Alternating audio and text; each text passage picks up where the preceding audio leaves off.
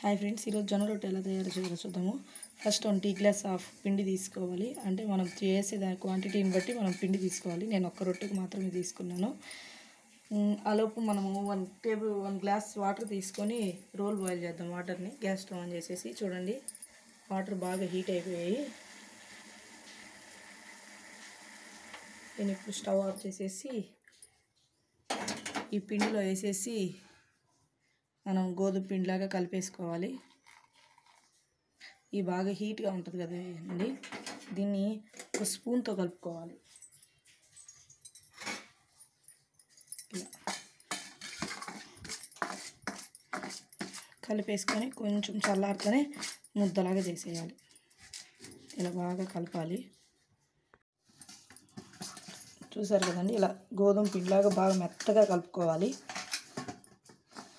ఎంత స్మూత్గా వస్తే రొట్టె అంత బాగా వస్తుంది. చాలా సింపుల్.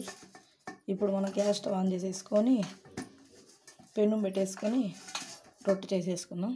చూడండి, ఇలా బాగా మెత్తగా కలిపేసాం కదా. ఇప్పుడు దీన్ని రొట్టె ఎలా తట్టాలో చూసుకుందాం. ఫస్ట్ ఇలా పిండి వేసేసుకొని దీనిపైన కూడా కొంచెం ఇట్లా వేసేసుకొని ఇట్లా తట్టుకుంటూ ఉండాలి. ఇలా రొట్టె మొత్తం తట్టాలి రౌండ్గా.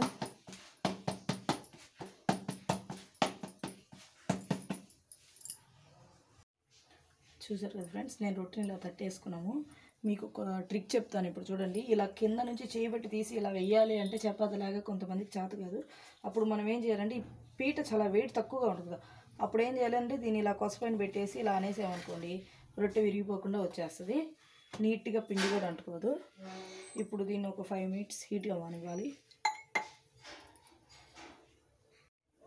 చూడండి, ఇప్పుడు కొంచెం కాలింది.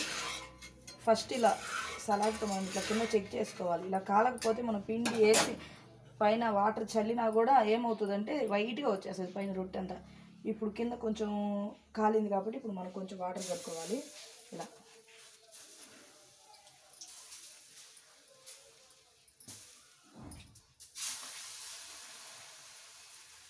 ఇప్పుడు సమానంగా కాలుతుంది.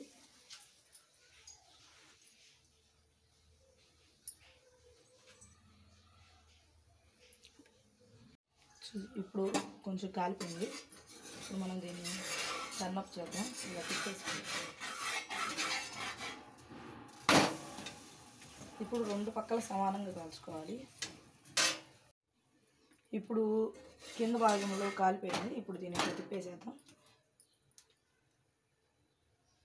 అది చూడండి ఎలా పొంగుతుందో చూడండి, మనకి చపాతీలాగా పొంగుతుంది రొట్టె. మనము బాగా బాయిల్ అయిన వాటర్ కలుపుకోవడం వల్ల చూడండి ఎలా పొంగుతుందో, చపాతీలాగా పొంగుతుంది.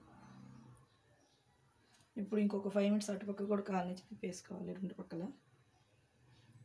చూడండి ఎలా పొంగుతుందో. ఇప్పుడు ఇట్లా తిప్పేసుకోవాలి.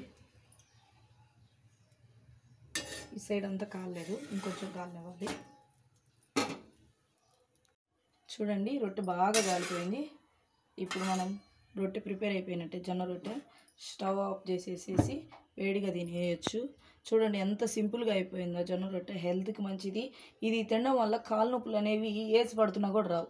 వీడియో నచ్చితే లైక్ చేయండి, షేర్ చేయండి, సబ్స్క్రైబ్ చేయండి.